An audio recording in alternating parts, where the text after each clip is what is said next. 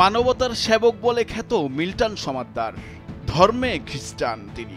সামাজিক যোগাযোগ মাধ্যমে বহুল আলোচিত বৃদ্ধ ও অসহায়দের সেবক বলে।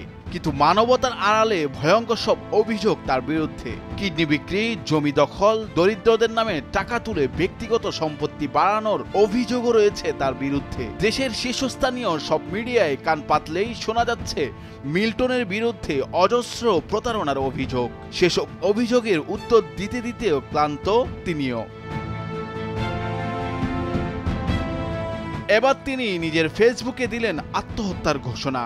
বলে দিলেন যে কোনো সময় পৃথিবীর মায়া ছেড়ে চলে যাবেন তিনি। এ ব্যাপারে মিল্টন লিখেছেন, জীবনের বড় ভুল ছিল আরামায়েশে জীবনযাপন না করে অসহায় মানুষের জন্য কিছু করার চেষ্টা করেছিলাম। সেই ভুলের মাসুল হিসেবে আজকে সবচেয়ে বড় সহজ কাজ মনে হচ্ছে আত্মহত্যা করা। রাগ, অভিমান, ধৈর্য আর নিজের মধ্যে বেঁধে রাখতে পারছি না। আমি যদি মরে যাই, আমার সাথে জড়িত মানুষগুলোর দায়িত্ব আমার শুভাকাঙ্ক্ষীদের নেওয়ার জন্য অনুরোধ রইল।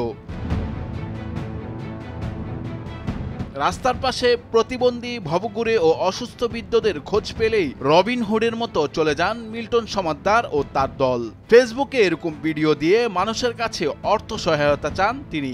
মিল্টনের হিসাবে প্রতি মাসে সহায়তা হিসেবে জমা পড়ে গড়ে প্রায় 50 লাখ টাকা। এসব টাকায় রাজধানীর দক্ষিণ পাইকপাড়ায় গড়ে তুলেছেন child and old age care. বর্তমানে সেখানে 20 জনের মতো বৃদ্ধ বৃদ্ধা আশ্রিত রয়েছেন বলে জানান মিল্টন। আর সাভারে কেনা জমিতে নির্মাণ করেছেন 6 তলা ভবন, যেখানে নারী, শিশু ও বৃদ্ধ পুরুষদের থাকা খাওয়ার ব্যবস্থা রয়েছে। সেখানে থাকছেন 245 জনের মতো।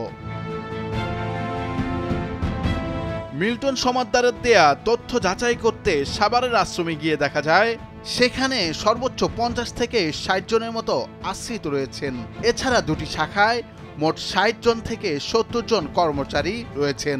তবে বিভিন্ন ফেসবুক লাইভে মিল্টন দাবি করেন তিনি আশ্রমের দুটি শাখায় 8 থেকে 900 মানুষের থাকা খাওয়ার ব্যবস্থা করেছেন। স্থানীয়দের অভিযোগ, মিল্টন সমাদ্দার এসব কর্মকাণ্ডের আড়ালে অন্যের জমি দখল করছেন।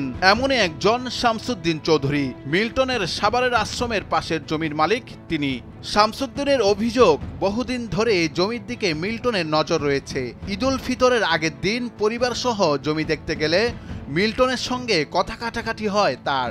এক পর্যায়ে মিল্টন আশ্রমের মধ্যে পরিবারের সবাইকে আটকে নির্যাতন করেন। তবে এত সব অভিযোগ এখনই প্রমাণ হয়নি মিল্টনের বিরুদ্ধে। নুরুল আফসার, নিউজ ডেস্ক, ভোরের কাগজ।